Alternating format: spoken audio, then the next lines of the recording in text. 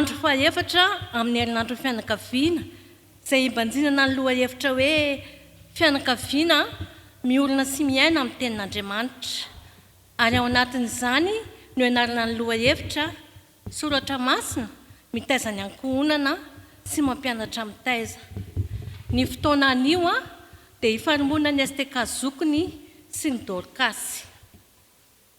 Misaotra an'Andriamanitra lehibe isika noho ny famangina iray aman-dreny avy ao amin'ny Foibe, ny mpitandrina Rakotondray Jaune, sekretera jeneraly ny Foibe FJKM. Izy no hitondra ny fampianarana androany. Misaotra indrindra tompoko tamin'ny fanekena amin'ny fanasana. Mirary anao hatrany avita be amin'ny asan'ny tompo izay nanendreny anao. Mirary ny soa indrindra koa ho an'ny ankohonanao. Fifaliana hatrany ry havana no era-banantsika mpianakavin'ny finoana amin'ny anaran'ny tompo. Ho aminareo ane, ho amin'ny fanahinareo ane ny fahasoavan'i Jesosy Kristy tompo. Amen. Hiara hitsangana isika hideran'Andriamanitra amin'ny famakiana salamo 7:100, andininy 7:70 ka hatramin'ny 4:100 amin'ny anaran'ny tompo. Endre ny fitiavako ny lalanao, fisainitsainako mandrakariva izany. Ny didinao mampahendry ahy mihoatra no fahavaloko, satria atao amiko ny mandrakizay ireny. Endry no mpampianatra rehetra aho, satria miteny vavolombelonao ny fisainitsainako. Endry no ny antom-panahy aho, satria ny didinao ny tandremako. Efa narovako ny tongotro tsy ho amin'izay lalan-dratsy, mba hitandremako ny teninao. Tsy mba miala amin'ny fitsipika aho, fa ianao no mampianatra ahy. Endre ny amamin'ny teninao raha andramako, mihoatra noho ny tantely atao-bavako aza. Ny didinao nazoko fahalalana, izany no ankalako ny lalam-pitaka rehetra. Amen. Hivavaka isika. Ry Andriamanitra rainay midera sy mankalaza ary manome voninahitra anao zahay. Fa Andriamanitra tsy toy ianao, tsy miova, tompony aina, mpamindra fosy be fitiavana. Misaotra anao zahay fa no taminao izao arivo izao ka voataona mba hiara idera sy ankalazanao aty an-tranonao. Tompo, mahatsiaro anefa izahay fa tsy nahatanteraka sy tsy nahatandrina ny didinao, koa mifona sy mangataka famelan-keliko aminao. Tompo, ny teninao nefa milaza, fa raha miaiky ny fahotanay izahay, dia mahatoky sy marina ianao ka mamela ny fahotanay sy manadio anay, ho afaka amin'ny sy fahamarinana rehetra. Koa misaotra anao izahay, fa ny ran'i Jesosy Kristy zanakao tokoa no efa inonay fa nanadio anay. Manatre izao fotoana izao tompo, ary aoka ny fanahy masina, ameno sy taridarina anay mba hafantaranay marina, fa ny soratra masina mitaiza ny ankohonana sy mampianatra mitaiza, mba ho tonga fianakaviana miolona sy miaina amin'ny tenin'Andriamanitra izahay. Amin'ny anaran'i Jesosy, ilay teny tonga nofo no anandra-tanay ny vavakay. Amen. Miarabantsika rehetra aminaran'ny tompo Jesosy, men Jesosy izao fotoana anio izao, miaraba manokana mpitandrina mivady, ny propingonana, ny diakonina sy ny olona, ny sampana izay tompony anjara androany, STK Zo, Dorcas, isika rehetra izay tonga anio. Ndaontsika hivavaka ary, vavaka isika. Tompo misaotra anao izay fa omena fotoana afaka mianatra mandrakariva, dia me finoana izay satria finoana nahafantarinay sitraponao. Ary dia mifiranao masina hitaridalina anay amin'ny fahatakarana izany teninao izany. Dia miarahalalina aminay tompo mampianaranay. Mianaranao Jesosy nangatanay zavavaka izany. Amen. Aty am-panomboana izany dia zavatra efa meko anareo ity dia efa ho anareo. Efa misy fotoana alefaso anay ity na efa alain'ny mpaka saretsy dia efa ho anareo amin'izay fotoana na alefa azy aso alefa. Mena amin'ny pastera dia pasterinay. Ny zavatra anjarako anio dia ny hoe soratra masina mitaiza ny ankonana sy mampianatra mitaiza. Soratra masina mitaiza ny ankonana sy mampianatra mitaiza. Ny ankonana aloha izany miaina amin'izay dia rehefa avy eo dia mampianatra mitaiza. Ndao alohantsika hijery hoe inona kay izao ny tontolo iainantsika amin'izao vanim-potoana izao. tsika zany zao anatin'ny ankonana fa tokony tsaroantsika hoe zao ny tontolo iainana nataontsika hoe ozy izy nyfiteny vahiny zay hoe contexte zao ny zavatra iainana mety fantatsika mety mandeha ho azy mety tsy fantatsika koa fa andao iarahantsika mampijery indray kely voalohany a tontolo manova ny sotoavina atsimbatiko zao tontolo zao mihitsy ny fiainantsika dia hitantsika io a inony zany a miainao anatin'ny fiarahamonina miova aingana ny ankonina kristianina tena aingana be ny fiovan'ny tontolo misy antsika amin'izao fotoana izao dia miena ny lanja ny fahefana ra-panahy misaotra ny tompo fa misy ianareo dia misaotra tandrina sy mipropegna zao nataontsika fa tena miena io a miova aingana ny zavatra rehetra ary tsy vitan'izany fa hitantsika eto hoe tena manjavozavo ny fahamarinana tsy tanaontsona inona marina hitantsika eo rehefa aveo ambany eo rehefa aveo ary a miabetsaka ny fampianarana mifanohitra amin'ny soratra masina tentsika eo a mampianatra pastera fa ny zavatra mitranga dia hoe zao koa ny zavatra mifanohitra zany ary dia hitantsika ny hoe ny fiovaovan'ny marina dia mivaraky ny olona tsiraray avy marina dia mivaraky ny kolotsaina marina dia mivaraky ny toejavatra fa tsy arak'izay verina hoe zao ny marina fa samy manina ny marina dia zay no sahin'ny olona miteny rehefa mba mananatra ny ray aman-dreny dia ozy izy ny tanora aza miditriditra amin'ny fiainako manokana samy manina ny azy zao ny marina anareo tsy marina anay dia zany ny tontolo misy atsika dia misaina manilika an'Andriamanitra za izy eo ilay mofinainankeo maraina tena tsy voatery miditra tsisy idirany fivavahany zao tsy mila idirany Jesosy zany zao zavatra iainana zao fa zavatra siantifika zao zavatra tahaka zao tsisy idirany zany ny tontolo misy zay voalohany inona koa ny tontolo misy faharoa fivoaranay tao sy ny hainy vakijery hainy vakijery hainareo zany réseaux sociaux ozy izy miviteny azy na media dia io a manana fiatraikany lalina ao amin'ny ray aman-dreny sy ny zanaka io a dia inona fitaovana tsara io a ohatrantsika zao mampiasa an'izao teknôlôjia zao nefa mety hanimba raha tsy tatana araka ny fahendrena avy amin'ny tenin'Andriamanitra dia zay mahatonga antsika fijeka ema amin'ny teny hoe razonareo atao resaky ny alahady ajanony daoly aloha ny telefona baiboly entiny rehefa alahady ny andro razonareo ataondray tokantrano ao dia ajanony daholy rehefa misakafa tsisy mampiasa telefona fa dia apetraka ery amin'ny sisiny ery ny telefona dia samy miara misakafa tsisy mijirony fa dia olo tahaka zany matoa hoe mila mitantantsika ao anatin'izany inona ihany koa ny fahatelo fahaseranana raha teo karena sy ara-tsosialy tena maro ny ankonana miatrika fahantrany hitantsika zany dia inona ny zavatra mitrango tonga dia tapaka amin'ny firaisakina samy makao azy ohatrany tsy mifampatokontsony tsika telo mbola mifampatoky raha fanampy ary misaotra amin'ny fiangonana maneho fitazana dia ny olona ra-tsaina ra-petsepo dia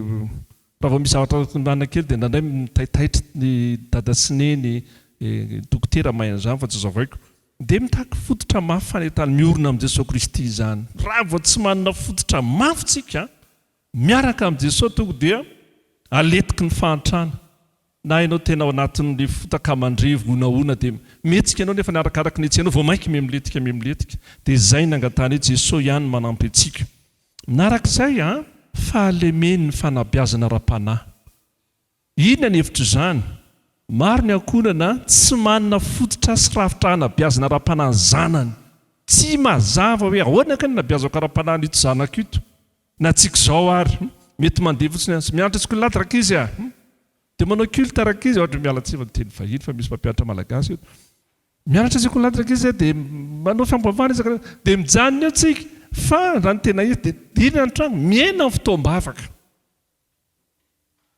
manao fampavana izy karivo zany rehefa mafy be vao tafiditra satria samy mijery vaovaony anankiray tsy vaovaony any ndaniny dia raha lava loatra ary anankiray dia lava loatra reo mivavaka dia tseva dia famakiana soratra masina fiaraha-mivavaka ireo ry havana natao hoe taridalina ho antsika ireo zany tontolo tsy mandehandeha ho azy ireo misy zavatra efatra zany zao hitantsika hoe zany ny fiarahamonina mitaiza fiainantsika ara-panahy zany mitaiza ny ankonana dia eo na mahafantatra hoe zao an'izay zany ny fomba fahako miorona amin'ny finoana ao anatin'izany dia samy mahafantatra fotoana ndao aritsika tia ianareo dia misy tombanezaka raha azonareo atao dia manana penina ianareo raha tsy nitondra penina dia ny telefonanao anomezana naoty raha sady tsy nitondra penina ianao no tsy nitondra telefona dia ataovy kajy tanana. Kajy tanana. Raha mbola tsy manana tanana ianao no ny antony maro eo mpiala-tananao dia ataovy kajy akandrona. Hoe izao nanaovako azy arak'izay. Ndao aritsika misy tombanesaka nataontsika hoe fanadinana ho anareo. Misy fanontaniana vitsivitsy reto anankidimy. Nao tomenao nisy omenao dia na aotra na ray. Eny dia meo ray. Tsia dia meo aotra, meo isa aotra. Rehefa ny farany dia atambaro. Dia hitantsika ny hoe manahoana ny vokatra ny fiainanao ao tokantrano na fiainam-panahy. Fanontana voalohany ary. Fanontana voalohany dia izao. Misy fotoana voatokana ao an-trano amakiana sy andiniana soatra masina miaraka amin'ny ray aman-dreny sy ny zanaka ve? Tsy nareo zany ao an-trano fa tena manana fotoana aveo nareo fotoana raikitra hoe zao zay dia miara-mivavaka zay dia miaraka eo dada sy neny dia samy fotoa malalaka dia samy maka ho azy. Aotra sy ray ianareo. Fanontana faharoa. Ny ray aman-dreny ve mame ohatra mazava amin'ny finoana sy ny fiainana kristiana eo atrehan'ny zanany? Inona aby zany? Vavaka, fandehana makany fiangonana, fahamarinana, famelan-keloka. Eny hoe zany zao dia mahafantatra ny zany ray aman-dreny dia miteny hoe za ve mame ohatra mazava amin'ny zanako amin'ny resaka fahamarinana. Za ve tena mamela heloka sa za miteny hoe mamela heloka mahafantatra foana tadidiko foana nataonao tamiko. Tadidiko foana tamin'ny mariazy iny. Ohatr'izao tamin'ny mariazy fianakaviana zazalahy tsy nahazo sakafo ohatr'izao zany tsy epetabe zany. Mahay mamela heloka ve ianao? Fantany oatra sy ray ihany zany ny valiteny Fantany manaraka dia ny hoe rehefa misy olana na fanapahan-kevitra raisina ao an-trano, entina ao amin'ny vavaka sy tarihan'ny tenin'Andriamanitra ve izany? Raha vao mandalo olana, entina ao amin'ny tenin'Andriamanitra sy vavaka ve izany? Hoe tena miara-mivavaka ve nareo? Miaina amin'izany ve nareo? Fahaefatra, mampianatra sy manitsy ny zanaka amin'ny fitiavana sy amin'ny fahamarinana ny saotra masina ve ny ray aman-dreny, fa tsy amin'ny fahatezerana na herisetra. Ianareo ihany mahafantatra an'izay dia tsy fampijery mpivady fa dia samy manao ny azy, satria misy fotoana any an-danitra dia samy adin'Andriamanitra eo tsika tsiraray avy dia aveo koa miaraka. Ary ny fahadimy, fantatra ny zanaka ve fa Jesosy Kristy no ivon'ny fiainan'ny ankonana, ary eseho an'ny ray aman-dreny amin'ny asa sy ny fihetsika ary ny fiainana izany. Ivony izany dia hoe Jesosy ny loharano, Jesosy ny fototra, Jesosy ny lahara-pamehana, Jesosy ny zava-dehibe, izany ny fiainanay. Valinareo ve ilay isa? Aotra ka hatramin'ny ray? Efa nazonao daholo sa mila averina kely ilay sasany? Averiko vetivety satria miankina amin'ny voalohany misy fotoana voatokana ve miara-mamaky saotra masina aveo nareo ohatrany dia miaraka daholo ve? Sady izy ary anefitra dia za ary anefitra dia samy na zay izy. Faharoa, isan'andro io fa tsy hoe isan-kerinandro na isan-keritaona. Ny faharoa, mame ohatra mazava ve tsika amin'ny fiainantsika tena hitan'ny zanaka hoe dada fa mandoalika amin'ny vavaka, nefa tena miresaka amin'ny Jesosy, nefa samy joretsia tsy miditra amin'izany tsika fa zanaky ny mazava dia mandeha amin'ny mazava. Manaraka, rehefa misy fanapahan-kevitra raisina ny orina amin'ny tenin'Andriamanitra ve ary manitsy amin'ny zanaka fahaefatra, tsy mampiasa herisetra ve tsika rehefa manapa-kevitra sa dia mifahatezerina hoe tsy ataoko mahafantatra ilay narako zay manko indraindray dia tsy mahafantatra angaha. Zany ve nentinao hanapahana hitondrana ny ankonana, ary farany ve hoe tena fantatra ny zanaka ve fa io ny tohiny.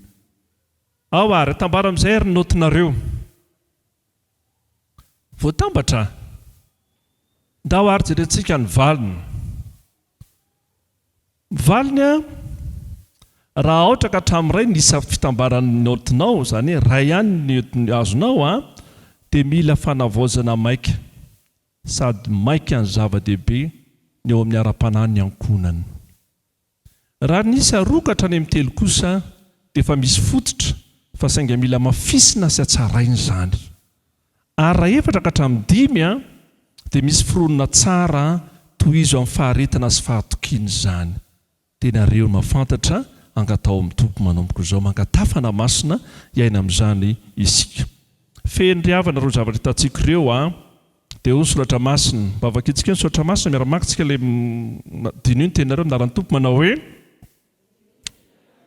na mitoetra amin'ny finoanareo na tsy izaho toetra ny tenanareo. Averimberena ohatr'izay ny fiainantsika.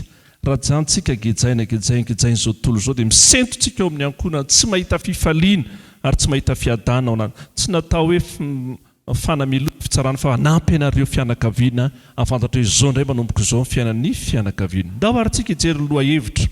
Soratra masina mitaiza ny ankonana sy mampianatra mitaiza. Zaraintsika roa ihany. Fizarana voalohany ihany dia izao hoe soratra masina mitaiza ny ankonana. Dia hitantsika io amin'ny anaran'ny tompo ilay soratra masina raha antsika mamaky manao hoe izay soratra rehetra mientsindrimandriamanitra dia mahasoa ho fampianarana, ho fandresen-dahatra, ho fantsiana, dia ho fitazana amin'ny fahamarinana. Izao ny tsarovy ho amin'ny fotom-pinoana, ho amin'ny teolojia fototry ny FJKM. Fotom-pinoana izany dia soratra masina ny fahefana faratapiny. Izay mahatonga antsika hoe na inona famena dia mamaky sy meno tenin'Andriamanitra. Ary rehefa tonga ny fitoroteny atao amin'ny pastera dia midy daholo varavarana raha mbola azo atao. Raha ohatran'ny hoe resaka ara-pahasalamana sy ihany dia hoe tsisy mahazo mivezivezy na ny zanakitsika na isika ary tsisy manao zavatra hafa mihitsy fa ny tenin'Andriamanitra ny faratapiny. Izay ilay hoe izay ny ivo sy tanjony. Io ny fanabeazana tsara indrindra rehefa miankina amin'Andriamanitra. Aza mitady fanabeazana hafa ankoatran'io fa nidikany hoe tenin'Andriamanitra dia Jesosy, tsisy famonjeny ivelan'i Jesosy fa ampy antsika Jesosy. Ndao ary inona ary izany hoe soratra masina mitaiza ny ankonana izany. Voalohany dia izao ny fahefana sy ny fahamarinana. Izay ny voalohany ny atao hoe fototra voalohany izany dia hoe io soratra masina io ka misy fahefany ary misy fahamarinany araka ny volaza hoe zao ny tontolo iainantsika le samy maka ho azy samy marina aminareo tsy marina aminay. Dia ntsika ndranay rehefa makarea ampitan-dranomasina aza toriny izany, aza mitoreny izany nareo aza mitoreny izany ohatra izao ohatra niny any ampitan-dranomasina aza tenenina loatra izany lehilahy miaraka amin'ny lehilahy, vehivavy miaraka amin'ny vehivavy fa tsy tatiny olona aty izany. Fa tsy izany mampianatra eto izany. Ny soratra masina no fafenitra fa mifeny finoana sy ny fiainana andavanandro ao amin'ny ankonana. Io izany natao hoe sotoavinao ary fahamarinana avy amin'ny fanambaran'Andriamanitra ny teniny fa tsy miankina amin'ny kolotsaina ny hevitr'olombelona. Ny foto-kevi-dehibe izany ao amin'ny fianakaviana dia manomboka izao hoe inona ny lazain'ny tenin'Andriamanitra fa tsy hoe inona ny lazain'ny dadabe na inona ny lazain'ny kolotsaina na inona ny fomampanao fa tokana ihany inona ny lazain'ny tenin'Andriamanitra. Ary ny dikan'io mila mifankazatra amin'ny tenin'Andriamanitra ianao. Dia averimberiko amin'ny tanora, ho averimberiko amin'ny dada sy neny, anareo azy efa averimberiko foana izany efa namitory teny aminareo eto ary 5 minitra monja 15 minutes. Inona ny vitanao? Tsika ndray mijery telefona dia mijery Facebook, mijery 15 minutes ndraindray izy very. Lany very fitsady very. Inona ny vita ao anatin'ny 5 minitra ianao mavaky tokoray amin'ny testamenta taloha, tokoray amin'ny filazantsara, tokoray amin'ny epistily. Raha manokana an'izay isan'andro ianao dia ao anatin'ny taona voavakinao amin'ny baiboly manontolo. Ary mbola eo ambany fitenenana fanamasina, mbola afaka manonona vavaka anaran'olona 20 ianao satria mbola manana ambiny 2 minitra na 3 minitra eo ianao hoentinao mambavaka ao anatin'izany. Dia io izany manovantsika araka izany. Inona etsekilan'izay ny ray aman-dreny dia manana ndraikitra hitondram-piorona sy ampiorona tokantrano amin'ny tenin'Andriamanitra. Tsika ray aman-dreny mihitsy ny hitan'ny zanaka hoe nitarika amin'ny fampivavahana. Io mahatonga anay impirinareo voatazona ve nareo impiry mivavaka isan'andro. Dia amin'ny fanetretena izao no resahako fa ny anay ao tokantrano amin'ny 5 maraina izay mivavaka. Dia amin'ny 12 atoandro izay mianakavy. Amin'ny 12 izay ao trano izany dia amin'ny 7 arivo. Ireo izany ny fotoam-bavaka toanay. Amin'ny 5 maraina dia amin'ny 12 dia amin'ny 7 arivo izay miara-mivavaka izay. Dia mofinain'io salamo, hira, vavaka dia mamaky soratra masina vavaky ny tenin'Andriamanitra dia mira anankiray dia mifanaonay tsy maninona fa rehefa tokantrano zay amin'ny salon misy anay dia miara mandohalika zay mivavaka zay nataonay miara mivavaka mandohaly dia vity zay dia mitsangana dia narandraisy zany karafana maso amen dala fa tsy mora mamolaka an'izany lakilosy kely mihitsy mampaneno isamaraina dia tingtingting maneno lakilosy ny tanora moa tanora ihany nampanenao ny lakilosy mbola matory ihany izy mofandriny fa rehefa visy tonga daholo tena iainana zany ka zaraina aminareo zany fa tsika ray aman-dreny mihitsy mitarika tsika mihitsy ny tonga voalohany eo amin'ilay fampivavahana aisinareo raka iza zao mifampivavahana dia zaraina avokoa ny rehetrarehetra ihanina ny tompona anjara arak'izay voalohany zany everiko natao hoe soratra masina mitaiza dia zao mitaiza amin'ny fahefan'Andriamanitra sy ny fahamarinana tsy misy fahefana faratapony afa-tsy ny tenin'Andriamanitra zay mahatonga ny hoe misaka kely ao amin'ny fotoam-pifoazana rehefa mandroaka devoly dia miteny amin'ny anaran'ny Jehovah hoe misy teny fanomezam-pahefana eo dia ino ny sahany anakefatra iny dia ino ny sahany dia vity zay dia miteny an'izay amin'ny anaran'ny Jehovah Kristy havana dia misy fahefana zany ary zany koa nitezantsika ny zanakitsika ny tenin'Andriamanitra faharoa soratra masina mitaizana ankoana dia Kristy ny ivon'ny fanabeazana fanabeazana rehetra ataontsika dia Jesosy no ivony ny fahasoavana sy famonjena amin'ny Jesosy ny fototsorena amin'ny fanabeazana kristianina ny fahasoavana zany fahasoavana zany dia ilay fitiavan'Andriamanitra Luka 10:9 andro amin'ny maraina io dia hoe tena fahasoavana mihitsy mahatonga totsika tahaka izao na ianao mivavaka eto eny ianao miatrika fampianarana io fahasoavana ane zany ianao zay nanana tantara lasa taloha io tena fahasoavana matoy anao fahafan'Andriamanitra zany ahatonga anao andray famonjena dia zany ny fototry ny fiainantsika tena fanovan'Andriamanitra ny ao anaty dia tsy fitsipika ivela ny ivon'ny fanabeazana fa fifandraisana velona amin'ny Jesosy zay no mahatonga antsika milaza hoe arao ary ny fiainako na ny fiainako miafina na ny fiainako seho arao ny fiainako dia ho hitanareo amin'izay tsika ray aman-dreny tsy matahotra mihitsy hoe izanako iny na eto Madagasikara na nampitan-dranomasina tena manana fifandraisana amin'ny Jesosy izy ary tsy menatra mihitsy izy miteny hoe tia ny telefoniko dada sineny ajereo zay jereny dada sineny eo ampitahoriny olona manko tsika amin'izao fotoana aoka transparent aoka transparent dia resaka mihitsy ndao ary samy transparent avoa iny telefoninao dia io ny telefoniko ndao tsika ifampijereo raha sa ianao ny ianao indraindray any fitantanam-bola ihany mamaika anao fa ny fiainanao amin'ny afina na miseho zany ny aseho mihitsy le zany natao hoe transparence aseho zany ary zany tsika eo amin'ny fiainana manana fifandraisana velona ao amin'i Jesosy ary zany natonga anao hitombo isan'andro an'andro izay misy anao dia ny fahatelo ny filazantsara dia lohevitra velona sy resahanao trano isan'andro inona nampianaran'i Jesosy omaly resaka tao mpisakafo dia misaka tantarany Aba sy Josafata dia Aba mpanjakan'ny Israely ny Josafata mpanjakan'ny Joda dia ireo moa samby zanak'iray vinantony anankiray fa rehefa tonga dia izy Aba mpanjaka tantara misoratra masina zany ndao apio hoe fa hiady amin'ny firenentsika dia ndao arozy izy Josafata moa zany mpiasa be Andriamanitra tsotra be ay fetsy be le Aba ary le Aba tena efa fetsy tokoa fetsy ratsy fa tsy fetsy tsara dia inona ny tranga Aba tsy nanao akanjona mpanjaka fa Josafata nanao ny akanjona mpanjaka dia ny nanatona amin'izay dia izy ny fahavalo risamborona dia efa tonga teo amin'ny Josafata tsy za tompoko ny Aba ay fe tsy ianao dia niala dia tampotampoka teo fatareo ny tantara fa misy zanatsipika nandeha tampoka dia inona voan'ny Aba ny afatra ho antsika dia averimbereno amin'ny zanakitsika ny tenin'Andriamanitra fa tena mahaliana ary mampitombo amin'ny finoana sy fanantenana fahatelo ny soratra masina mitaizany ankonana dia fanavaozana amin'ny fo tena tsarona mihitsy ny voakasika mihitsy ny fon'ny zanatsika tena hoe manova ny fo ny olombelona dia mila fanavaozana saina satria tsy ampy mifantsiana fitondrany ivelany fotsiny raha ivelany fotsiny dia natrehanao izy miteny rehefa natrehan'ny dada sineny dia manaiky ny dada sineny dia miafiafy dia manao ohatr'izao dia manao azao dia manao azao fa rehefa lasa dada sineny dia hafa indray fiainako fa tena tanjona dia hoe mifanamasina miaso am-po ka mitondra fiovana marina sy maharitra dia naizanaiza misy any zanakitsika na ianareo ray aman-dreny dia zao niova dia nareo amin'ny teny an'izany mijoro vavolombelona nareo zao dia mahatsapa an'izany hoe raha za tamin'ny 10 taona lasa tsy ohatr'izao mety izy le mpanompon'Andriamanitra 10 taona lasa tsy ohatr'izao mihitsy ny fiainam-bavaka nananako fa tena novain'i Jesosy aho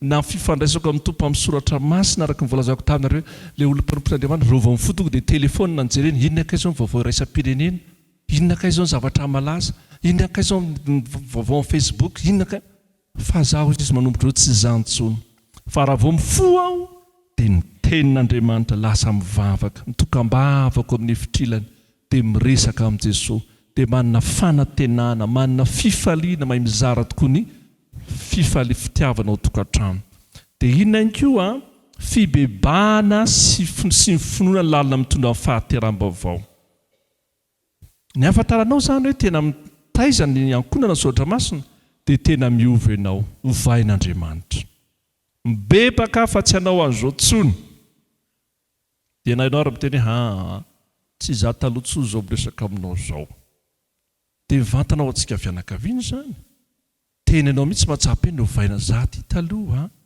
araka le teny le mpanompon'Andriamanitra za taloha izy mora tezitra kidikotoina zany raha misy anankiray dia tena fanovain'Andriamanitra dia hitantsika ao amin'ny fitiavana maro-po hovain'Andriamanitra ianao hoe ianao taloha feny fanahiana raha vao midrangana fa manana fitoniana manana fiadanana ianao taloha tena miavonavina fa tena ampianarin'Andriamanitra ny nataon'i Jesosy nanitry tena nataon'Andriamanitra tsy mitady toerana fa manto hoe ampy a Jesosy izay hitondran'i Jesosy a dia mety rehefa misaraka amin'i Jesosy fotsiny natahorako amin'ny fiainany dia zao ary mampianatra antsika amin'ny fibebahana sy famelan-keloka eo amin'ny ray aman-dreny sy ny zanaka manomboka eo amin'ny dada sy neny aloha ndraindray tsy mifamela heloka ndraindray rehefa miady dia samy mangina fotsiny eo dia samy matory dia ny anankiray mitodika mianatsimo iray mitodika mianavaratra dia tonga maraina dia anina fotsiny eo fa raha azonareo atao dia mahaiza mifamela mahaiza miresaka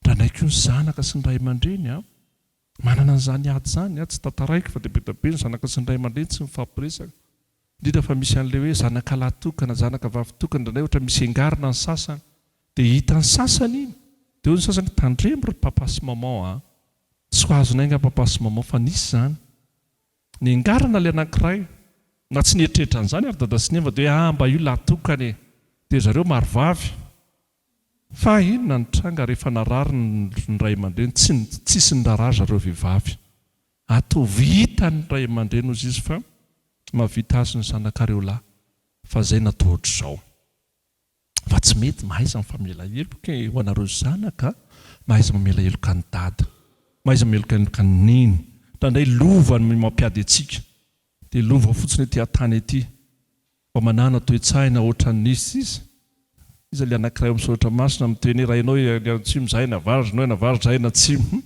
za zay safidinao aloha misafidy fa nina fantotro ny laliny tondran'Andriamanitra fa efatra ny soratra masina nitaizany ankonina dia zao fitondrana amin'ny fahendrena ny afantaranao fa tena ao anatinao zany mitondra ny fitazana zany zao mitondra amin'ny fahendrena dia ndao mba miara-maka tsika amin'ny aran'ny tompo manao hoe mifahatahorana an' Jehova ny fiandoam-pahendrena ary ny fahafantarany ray masina ny fahazoavan-tsaina ny fahendrena marina dia avy amin'ny fahalana sy fahatahoran'Andriamanitra ny fanapahan-kevitra raisitsika dia miorina amin'ny fankatavana sy fiakinana amin'Andriamanitra io zany dia miankina amin'i Jesosy ianao isan'andro fa tsy eo anatin'ny fotoana anankiray dia vavaka sy tenin'Andriamanitra mitarika sy manazava ny safidy eo amin'ny fiainana dia manana fiainam-bavaka nataon'ny olona adalain'ny olona aritsika io zao vao tonga dia hivavaka indray zao nalean'io eo fa tsy maninona zany averimberiko hatrany sasany adalam-baolina raha vao misy baolina na mifiry amin'ny tele mijery izy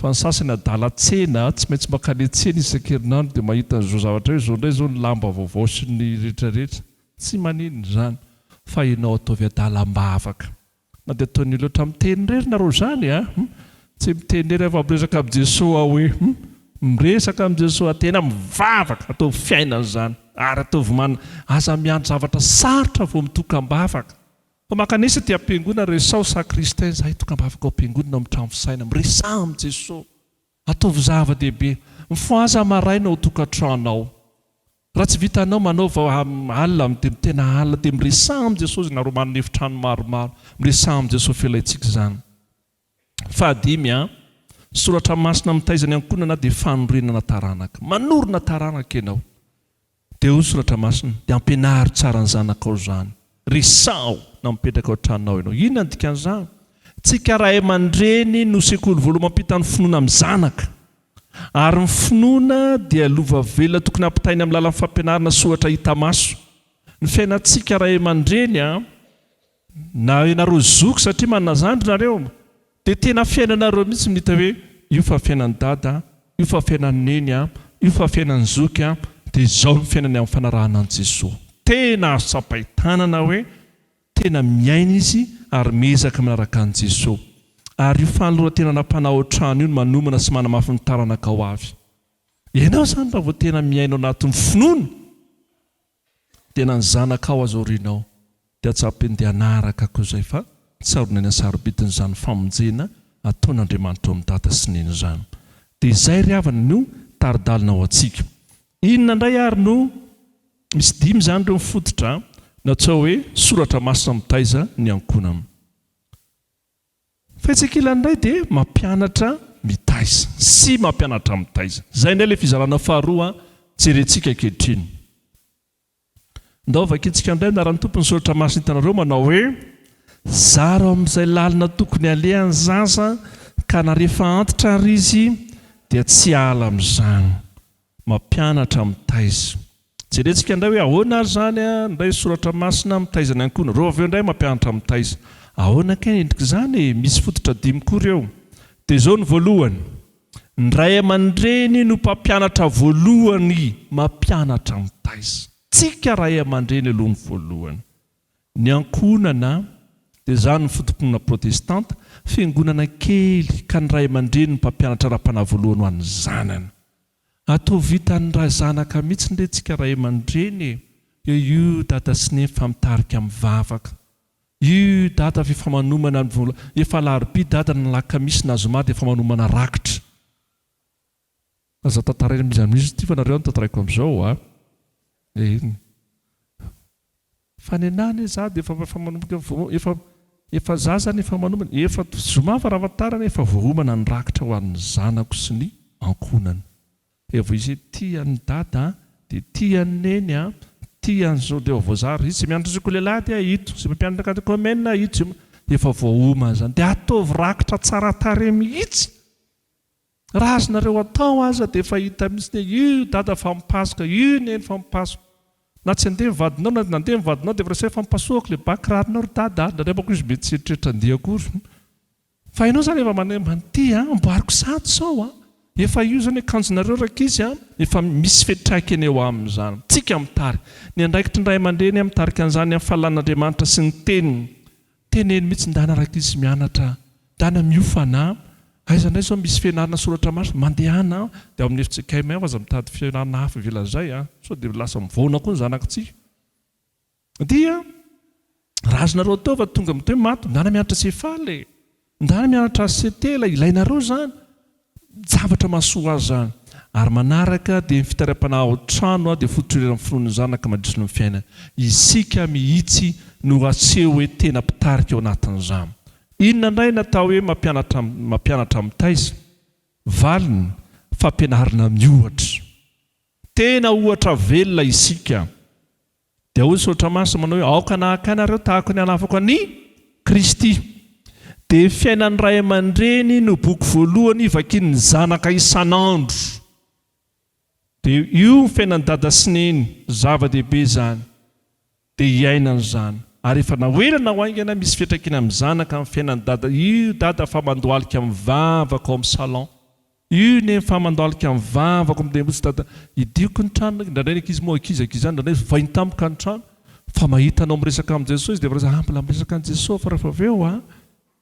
ohatra velona sy madio dia manamafy koa no ny teny ampianarina ny fananarantsika io zava-dehibe fa mihoatra noho izany ny ohatra eo amin'ny fiainantsika isika mihitsy ny hatramarafaka ny teko madio ny fiainanao na miseho na miafy na hitam-bahoaka na tsy hitam-bahoaka aseho mihitsy nyizany eo amin'ny fiainantsika ary ny fahanafana ny Kristy amin'ny fiainana manontolo dia dia mampiorona ny finamarina amin'ny Jesosy ihany alay tahaka.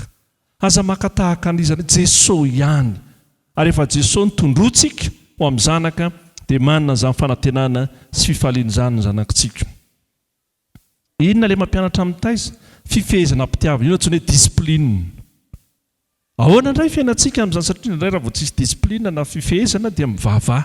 Ny fifehezana dia atao amin'ny fitiavana sy fahendrena fa tsy amin'ny fahatezerana. Ahoana ny hevitra izany? Araka ny teko anareo tsika ray aman-dreny, tsika mpitarika na tsika nareo tanora na hoela nao lasa ray aman-dreny koa nareo, tonony amam-bavaka mihitsy ny zanaka. Jesosy io re dada sineny efa votonina, io Jesosy kolona, io Jesosy fahendrena, io Jesosy fandresena, io Jesosy mity, io Jesosy fafa. Tonony daholo, raha misy vinanto tonony koa ny vinanto. Fa aza velan-dalo fotsiny dia manaraka karne kely. Dia sorata ao anatin'ilay karne kely avy ny anaran'ny fianakaviana. Na avy amin'ny zazalahy na avy amin'ny zazavavy. Dia tena tovy tsaroantsika izany. Dia ny famaizana riavana dia mikendry fanarenana sy fantsiana fa tsy fanimbana akory. Dia sahy mihitsy matoa amin'ny teny ianao dia tena tia anao ary anarina amin'ny fiainanao ary fitiavana izany. Dia ny tanjony izany fifehezana izany dia ny anabe ny anitsy fa tsy ny anasazy fotsiny. Tsy hanrava mijanona fanasaziantsika dia mitovy amin'ny fitazana izao tontolo izao. Fa ny tanjona dia hoe na hoelanao aingana any Jesosy ianao ary Jesosy manovo anao. Dia mahatonga anao na misy mahita na tsisy mahita za tsy hangalatra. Na tena misy zavatra maro be da za tsy hanao an'izany. Jesosy ny tompo sivon'ny fiainako. Fa efatritsika inona ny fototra? Fampivelarina ny talenta. Men'Andriamanitra ny zanaka dia fanomezana sarobidiny ka tokony karakaraina sy ampivelarina mpitandremy. Sarobidiny zanakitsika. Efa nomeny Jesosy zanaka ianao dia sarobidy ianao anaka. Malala eo masoko be voninahitra sady tiako ny soratra masina. Dia apetrao mihitsy ny fikolokolonanao anaka sarobidy. Ary ny dikan'izany dada sineny tsy manomela anao mandehandeha ho azy potipotika fotsiny ny fiainanao fa tena misy dikany ianao nandaniany dada sineny vola mankarena ary tsy vola mankarena fa tena zavatra be fitazanao vao tonga amin'izao ianao.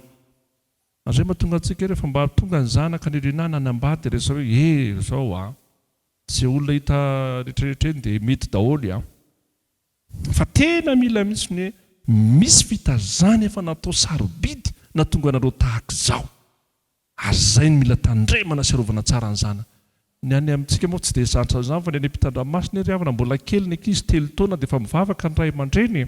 Jesosy io zasa kely io mbola 3 taona izy fa efa homany vady sahaza sady izy vady avy aminao Jesosy. 3 taona dia efa zany mivavaka taondrareo. Ny antsika moa mbola tsy miditra ao anatin'izany mihitsy mivavaka. Fa nindrareo matsape sarobidy ny ankonany. Dia hitanareo toy ny zavatra mitranga amin'ny eran-tany fa potika no avin'ny tanora any amin'ny firenena sasany.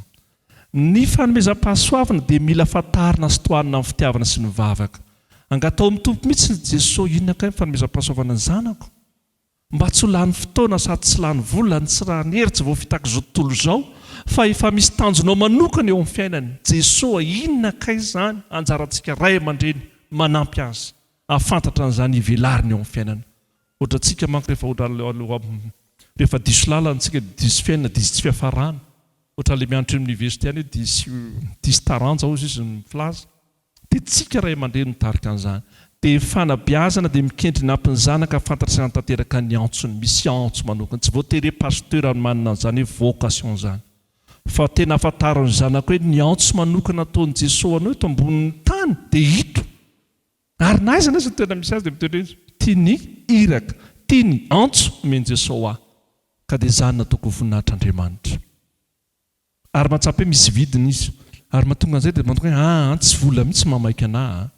So za dia tambatambazanao vola mankarena fa tsy izany ny antony anaovako an'ity fa misy antso manokana ampanaovon'ny tompo fa raha fa tsy mahafantatra ny antso izy dia tena vidiny izao tontolo izao amin'ny vola dia pitehany olona rehefa avy eo ary fitahany vola izy sy fahefana sy voninahitra. Fa rehefa tena Jesosy mahafantatra hoe izao ny antso na omenao vola na tsy omenao vola ohatra ilay tantarina ampianaran'i Jesosy tamin'ilay zanakadala sy zanaka sarotiny alina kely iny io hoe dada dia naditra avy any dia nikarakarainao be nomenao ondry na za ty miaraka aminao eto na zanak'Israely tsy nomenao Ndikan'iny ao anaty eo amin'indray rehefa misy raha vao tsy mitandra antsika dia misy freriana ao dia misy fialonana. Fa rehefa tena mahafantatra ny antso na hipetraka eo ary ianao za tsy mitsiriritra ny toeranao mihitsy fa tsy eo mihitsy ny ametrahan'i Jesosy efa misy lalina no mety tompo ao amin'ny fiainako. Dia ny fahadimy farany dia fampiofanana ho amin'ny iraka, mampianatra amin'ny taiza zany. Manomboka izao ny zanantsika dia efa mahita hoe ianao zao misy iraka ampanaovin'ny tompo anao misy mission ampanaovin'Andriamanitra anao rehefa tsy ampanaovin'Andriamanitra mission zanakitsika dia ampanaovin'izao tontolo izao mission izy. Ary jareo ny hafaran'ny fiainan'izao tontolo izao. Dia izany nampianarantsika ny ankonana dia toerana fanomanana ny zanako mpanompon'Andriamanitra eo amin'ny fiainany. Aty amin'ny fiangonana efa zava-dehibe fa tena tao vita ny zanaka mihitsy ny tao amin'ny dada sy neny izay tena nahazo fiofanana mihitsy ary tena mivolavolaina mihitsy ny hoiraka tahaka andro Mosesy, tahaka andro Josoa, tahaka andro Paoly apôstôly. Ary ny fanabeazana kristiana dia manampy ny zanaka takatra fa manana iraka sy andraikitra izy. Mahatsapy izaho tompona andraikitra ary misy iraka manokana ny raha nahay eto amin'izao tontolo izao. Ary ny fanompoana sy faraisana andraikitra ao amin'ny fiangonana dia manamafy ny fona sy famatonana ara-panahy. Efa tia paraparansantsika satria marapara ny ora.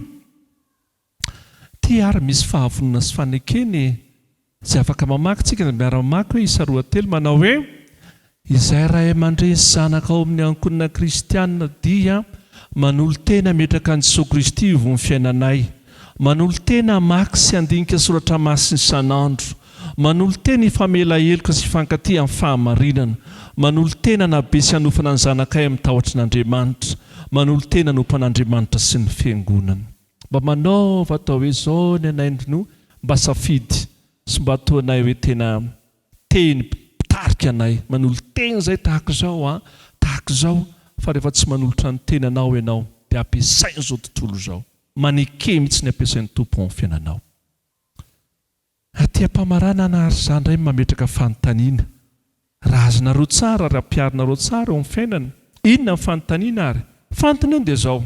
Raha mandinika ny tontolo iainany ankonana ankehitriny ianao ireo misy azy mivaky jery, fiovany marina, fasirana radio-karena, inona avy ireo fiovana telo azo tanterahana avy hatrany ao an-trano mba hampanjaka ny tenin'Andriamanitra ho fahefana mitarika amin'ny fiainana andavanandro. Na misy ary izany reto ny tontolo misy reto ny contexte dia hoena hoe manomboka izao izao ny fiovana telo alehanay ka tonga anay hanina tokoa no hoe ny tenin'Andriamanitra ny tompon'ny fahefana.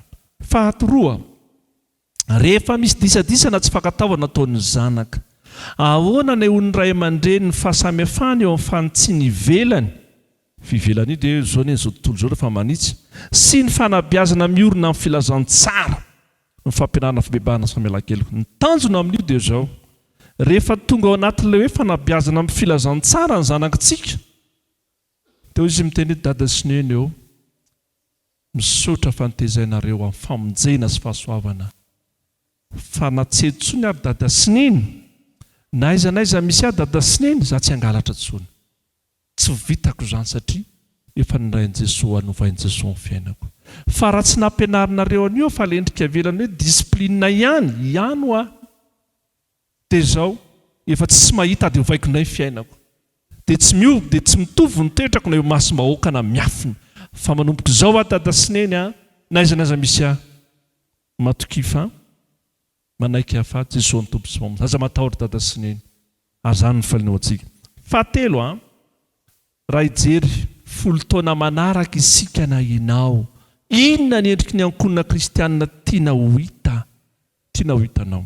Inona avy ireo fahazarana ra-panahy tokony hatsangana dia izao mba hanorenina taranaka matahotra n'Andriamanitra? Aza mijery ianao ihany fa jereo 10 taona manomboka izao tontolo izao nefa manomana zavatra 10 taona mihoatra ary. Fa itsika koa dia manomana hoe manomboka izao afaka 10 taona izao no avin'ny ankonako ary iainan'izany voninahitr'Andriamanitra. Tia-pamaranana ary soratra masina mitaiza ny ankonana sy mampianatra mitaiza, soratra masina mitaiza ny ankonana ary ny ankonana kosa mampianatra sy mitaiza ny taranaka. Raha miorina amin'ny tenin'Andriamanitra sy amin'ny Jesosy Kristy ny fiainan'ny fianakaviana dia voataiza ny fahamana sy ny fahasoavana ny ankehitriny sy no avin'ny taranaka. Dia ahoana izao ilay soratra masina miara-maky tsika manao hoe raha Jesosy fa raha izao sy ny ankonana kosa dia nompo an Jehovah izahay, teo an'Andriamanitra iray ny voninahitra. Misaotra ny tompontsika riavako. Soranay Jesosy ny fotoana nafahanay nianatra indray ny amin'ny sitraponao, ny amin'izany misoratra masina mitezana ankonana sy mampianatra amin'ny taiza.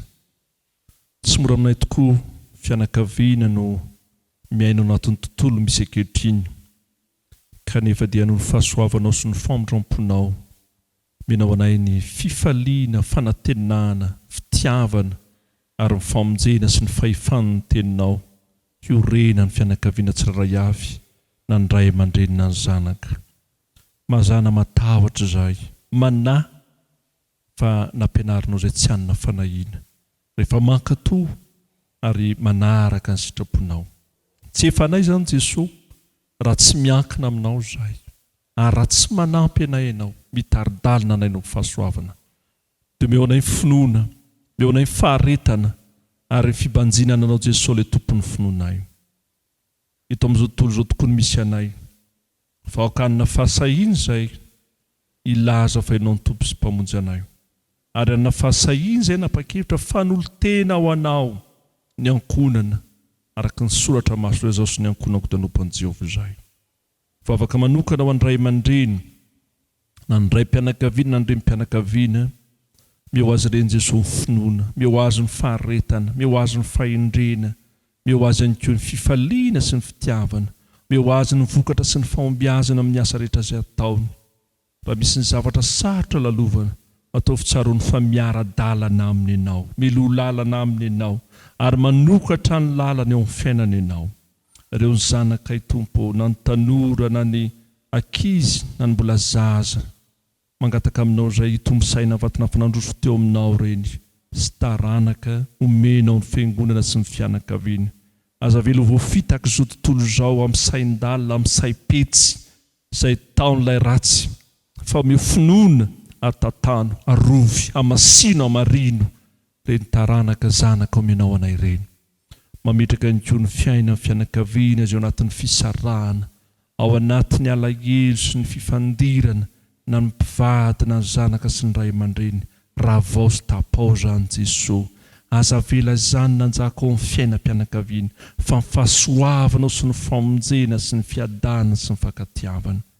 Mangataka manokana koa izay Jesosy amin'ny fiainan'ny tsiraray avy, ao anatin'ny fikasana, na amin'ny asa sy amin'ny fianarana, amin'ny fiainana andavanandro, ianao nanome azy ireo fahasoavana sy ny fitahiana. Raha misy ankehitriny ao anatin'ny tsy fahasalamana, na ny amin'ny trano na ny amin'ny hôpitaly, haseho Jesosy fa ianao no manome ny fanasitranana sy ny famonjena. Vavaka amin'ny fiainan'ny fiangonana, tononona manokana ampitandrina amin'ny vady sy ny ankonany, ny birao-piangonana sy ny ankonany, ny diakonina sy lola sy ny ankonany, ny mpandray, ny vita-patisa, ny katokamena sy ny ankonany. Terizo amin'ny finoana, terizo amin'ny fahatokiana, ataovy matsapy fa momba azy ianao, ary tianao izy. Na inona ny zavatra amin'ny trango amin'ny fiainana, tsy miovy ianao Andriamanitra ray zanaka fanahy-masina. Meo azy ireo ny finoana, meo azy ireo ny fifaliana sy fanantenana, ary indrindra ny teninao ny saintsainy andro manalina, ary voasoratra ao am-pony isanandro. Jesosy adekina aminao ny asa lehibe ataon'ny fiangonana, na ny fitona filazantsara fitaomana olonanao. Raha misy ireo zanaka ny fiangonana manadino anao ny emotra voafitaka izao tontolo izao, avereno ireny Jesosy fa ianao ny tompon'ny fahefana, ary dia mametraka amin'ny fiainana tsiraray avy indray hamonjy ankonana, ataovy ankonana fifaliana sy fitiavana, famonjena ny ankonana avatananay. Disitra kairy Jesosy miomana sy maran'izany vavaka tsara, ampiananao manao hoe rainao izay ny an-danitra, ao amasin'ny anaranao, tonga ny fanjakanao, ataony sitraponao ety an-tany tahaka ny danitra, meneno izay hanina sahazo anay, ary mamela ny elokay tahaka ny amin'ny izay meloka taminay. Aza mitondra amin'ny fakapana, fa manafanay amin'ny ratsy, fa nao ny fanjakana sy ny hery, ary voninahitra mandrakizay. Amen. Raisy nitsodrano tonoana amin'ny aran'ny Jesoa eto amintsika. Andriamanitra fiadana ny hamasina samy tanteraka, ka aokaromana avokoa ny fanahinareo sy ny ainareo ary ny teninareo tanteraka, ka tsy hanatsiny fiavian'i Jesosy Kristy tompontsika, mahatoky izao miantsonareo sady izy io anina nefa izany. Amen. Petraka ianareo manao vavaka mangina.